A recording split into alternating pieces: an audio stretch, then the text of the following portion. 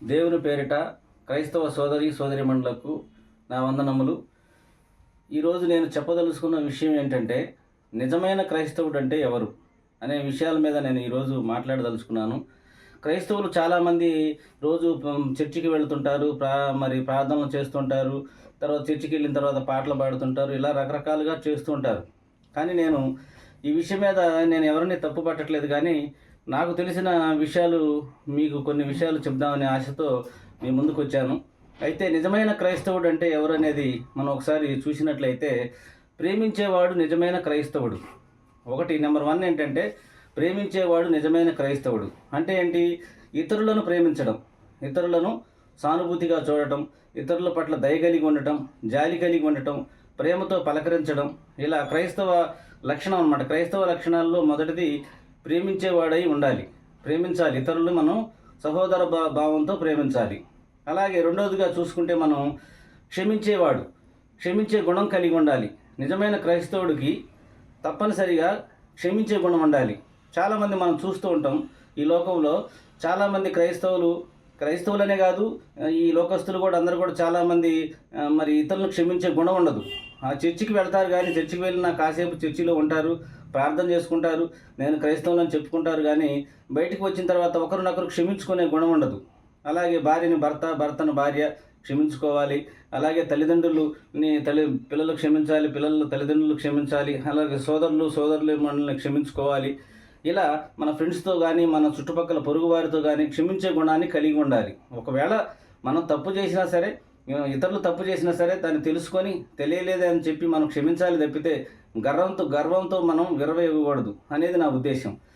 తర్వాత మూడవదిగా చూసుకున్నట్లయితే ఆదరించేవాడు అంటే ఏంటి? ఇతరులు ఏదైనా బాధలో ఉంటే మనం వాళ్ళని ఓదార్చాలి. అలాగే దాంతోపాటు ఆదరించి హక్కును చేర్చుకోవాలి. ఇలా హక్కును చేర్చుకొని సమస్య ఏంటి అని దగ్గర తీసుకొని మాట్లాడితే వాళ్ళు ఎంతో ఆనందాన్ని పొందుతారు. కారణం ఏంటంటే, చాలామంది బాధలో ఇబ్బందుల్లో ఉన్నప్పుడు మనం ప్రేమతో వాళ్ళని ఆప్యాయంగా పలకరించి, ఆదరించి, ఓదార్చి, నీకేం కాదు, దేవుడున్నాడు, మీకు మనందరికీ దేవుడున్నాడు, ప్రార్థన చేసుకో, మరి ఇలాంటి మాటలు చెప్పినట్టయితే వాళ్ళు చాలా సంతోషంగా ఫీల్ అవుతారు. అలాగే వాళ్ళు కూడా మనోధైర్యాన్ని కోల్పోకుండా ఉంటారు. ఇది క్రైస్తవునికి ఉండాల్సిన లక్షణం అన్నమాట. తర్వాత చూసుకున్నట్లయితే స్వభావం ఆశించని వాడు అంటే ఏంటి? స్వభావం ఆశించని వాడు అంటే చాలామంది మనం చూస్తూ ఉంటాం. వాళ్ళు గుణగణాలను బట్టి, లేకపోతే వాడు మంచోడా చెడ్డోడా అని మనం చూస్తూ ఉంటాం. అలా చూసి వాళ్ళ గురించి తెలుసుకొని వాడు మంచోడైతే స్నేహం చేయటం, చెడ్డవాడైతే వదిలేయటం అనేది ఎవరైనా సహజంగా చేసే లక్షణమే. దుష్టునికి దూరంగా ఉండాలనేది మనం చదువుకున్న పుస్తకాల్లో కూడా ఉంది. అలాగే బైబిల్ గ్రంథంలో కూడా అలానే ఉంది. కానీ చెడ్డవాడినైనా సరే మనం ఒక్కొక్కసారి ఆదరించాల్సిన పరిస్థితి వస్తుంది. అలా ఆదరిస్తేనే నిజమైన క్రైస్తవుడు కింద మనం భావించవచ్చు అన్నమాట. అలాగే తర్వాత చూసుకున్నట్లయితే కీడుకి ప్రతి కీడు చేయకూడదు అనమాట. చాలామంది ఏం చేస్తారంటే, ఎవరైనా లోకంలో ఎవరైనా ఉంటే కీడు చేద్దామని భావిస్తుంటారు. అంటే మంచిగా బతుకుతున్నా సరే వారవలేరు, లేకపోతే ఇంకేదైనా అసూయ మనసులో ఏదో పెట్టుకొని ప్రార్థనకైతే వెళ్తుంటారు, కానీ వెళ్ళి మళ్ళీ చర్చి నుంచి బయటకు వచ్చిన తర్వాత, లేకపోతే కాసేపు ప్రార్థన చేసుకొని మిగతా టైంలో వాళ్ళ మీద మరి ద్వేషంగా ఉండటం, కీడు చేద్దాం అనుకోవటం, అలాంటివి చేయకూడదు అనమాట. ఒకవేళ మనకి ఎవరైనా కీడు చేసినా సరే వాళ్ళకి మనకు చేతనైతే మేలు చేయాలి, కానీ కీడు చేయటం అనేది మంచి లక్షణం ఒక క్రైస్తవుడికి ఉండకూడదు అనమాట. ఇది ప్రధానంగా మనం గుర్తుంచుకోవాలి. అదే బైబిల్లో కూడా ఉంది కదా, దేవుడు చెప్పాడు మనకి ఏమని? ఒక చెంప కొడితే ఒక చెంప ఇవ్వాలని చెప్పాడు తప్పితే దేవుడు మనకి కీడు చేయమని చెప్పలే. మనకి శత్రువైనా సరే ప్రేమించాలి, కానీ మనం ఎప్పుడు కూడా శత్రువులాగా చూడకూడదు అనమాట. కాబట్టి అది మనం తెలుసుకోవాల్సిన విషయం. తర్వాత మాట ఇచ్చి తప్పనివాడు.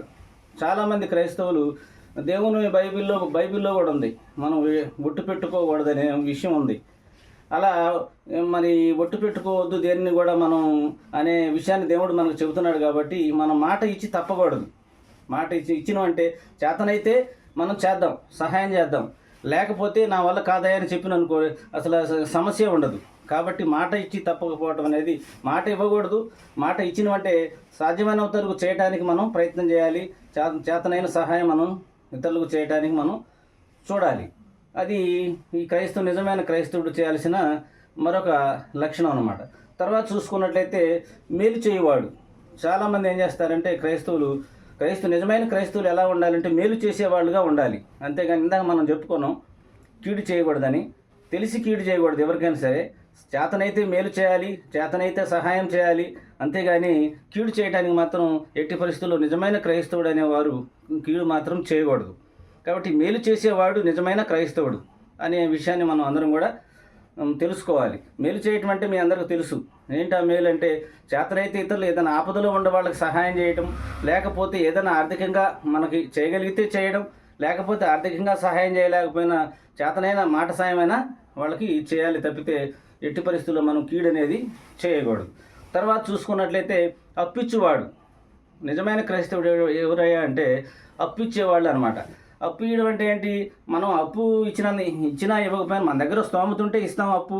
లేదంటే ఇతరులు ఏదైనా ఆపదలో ఉన్నారు, అయ్యా నాకు కొంచెం ఆపదలో ఉంది, అమ్మాయి పెళ్లి చేసుకోవాలి, లేకపోతే అబ్బాయిని చదివించుకోవాలి, కొంచెం ఏదైనా ఉంటే సహాయం చేస్తారని మన పొరుగువారు, లేకపోతే మన బంధువులు, లేకపోతే మన రక్త సంబంధికులు, లేకపోతే మన స్నేహితులు వచ్చి అడిగారు అనుకోండి మనల్ని, అప్పుడు మన చేతనైతే ఇవ్వండి, లేదంటే లేదని చెప్పండి. కానీ వాళ్ళు మభ్యపెట్టి ఇదిగో ఇస్తాం అదిగో ఇస్తాం అని చెప్పి అలా అబద్ధాలు మాట్లాడి వాళ్ళని ఆశపెట్టి చేయకూడదు. చేతనైతే అప్పిచ్చేవాడిగా ఉండాలి.